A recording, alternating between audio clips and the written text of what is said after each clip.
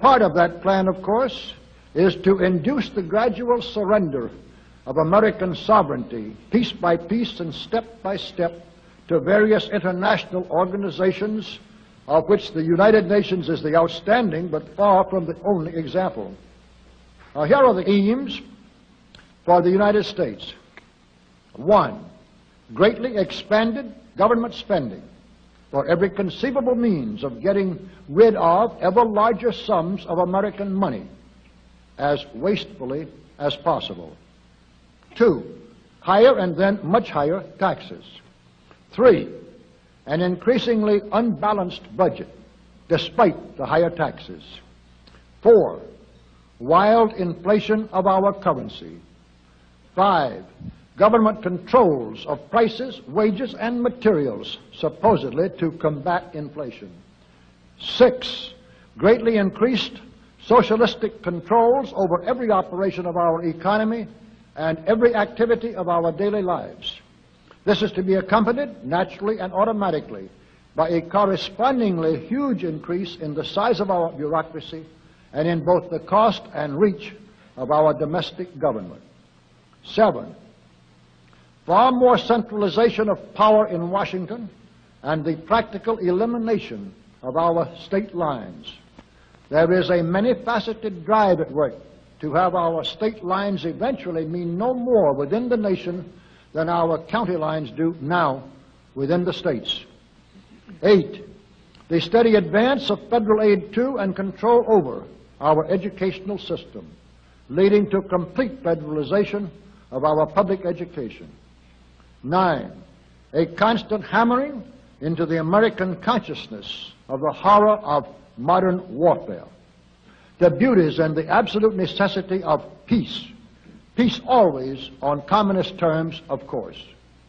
And 10, the consequent willingness of the American people to allow the steps of appeasement by our government which amount to a piecemeal surrender of the rest of the free world and of the United States itself.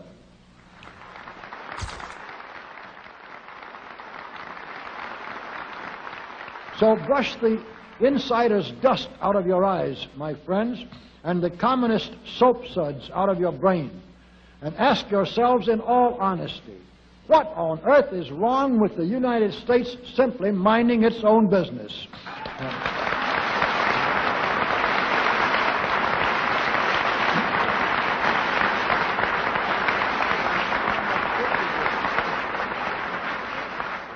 Or with having its foreign policy function primarily for the safety and benefit of the American people.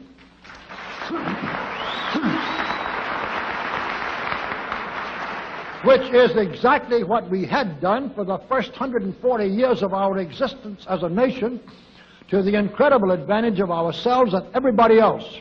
Everybody, that is, except a numerically small clique of power-lusting conspirators who had somehow inflicted themselves on a gullible world.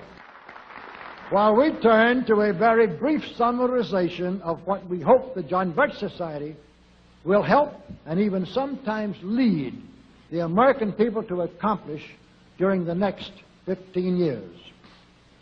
1, our first and most important specific undertaking should be to restore the complete independence of the United States.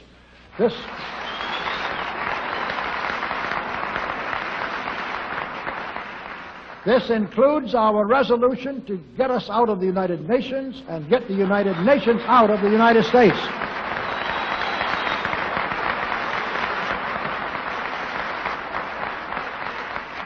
Two, we must once again make our money freely redeemable in gold at some realistic price.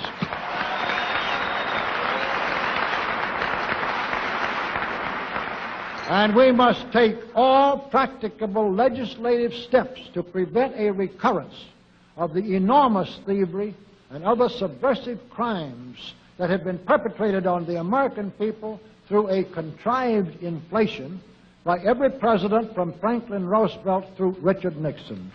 3,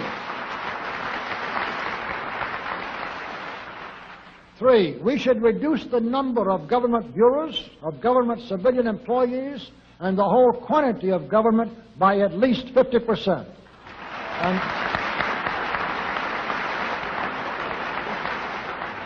And we should achieve at least this much reduction in proper fashion through gradually convincing a majority of the American people of the wisdom of such a course.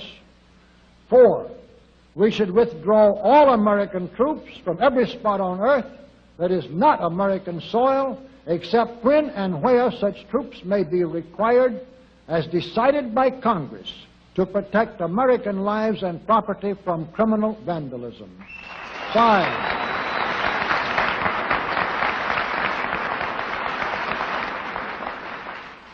5, we should get government out of the areas and functions and activities where government does not belong.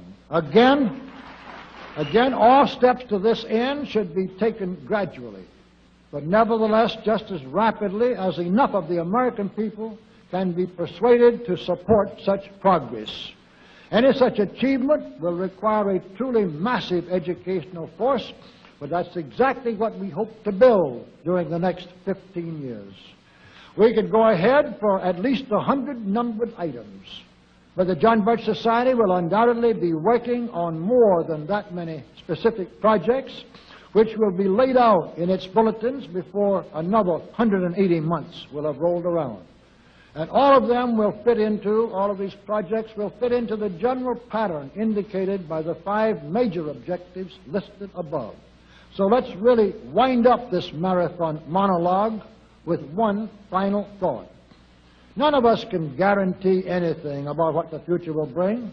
Your speaker knows what a job we have before us to rid our country of the scourge of communism within the next few years, and then to go ahead on our constructive program so well that 15 years from now we shall already be entering an era of far less government, of a much sounder sense of responsibility, and, with God's help, of a better world. But I sincerely believe that it can be done, and this much I know.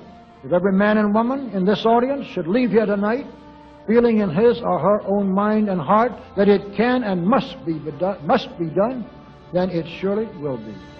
And so, all of you patriots of good character, good conscience, and noble ideals, whom we can reach with the filmed version of this speech in 1,000 other audiences, it is with a great deal of confidence and energizing will to win that we invite you to join us in our epic undertaking.